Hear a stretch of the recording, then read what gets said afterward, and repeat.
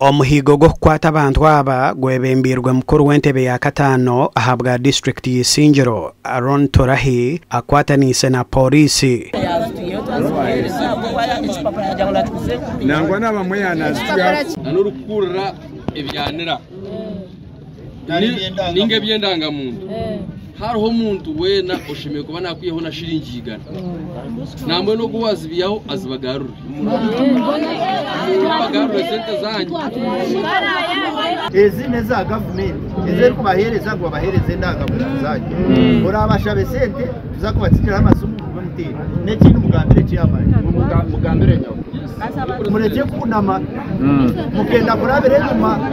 cyangirwa ngo namba y'abantu kwebire nekanya bamwe babashashuza ngo bakabakora haho naho orabe mu speed kare z'ikizira abo bazihira abandi tabazihereza abantu benazihereza bamubanza ayo babemba abe nazihereza mu speed stamp na innocent y'abantu banana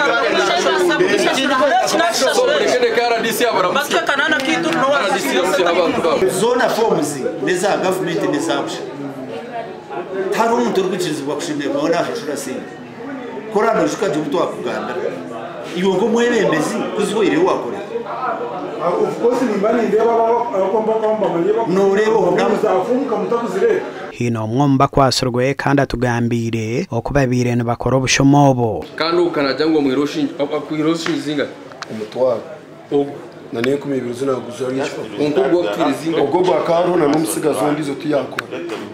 okasanyo ukorora noriyo ndizo na okasanyo mkamanja doctor nyowe meyano ngama you took 1,000 forms. You have registered 700. I want accountability. I did not say utwara form kai. nyowe umuntu form zina twese kwesta kwikeza gasha kwa Rothon Wamanya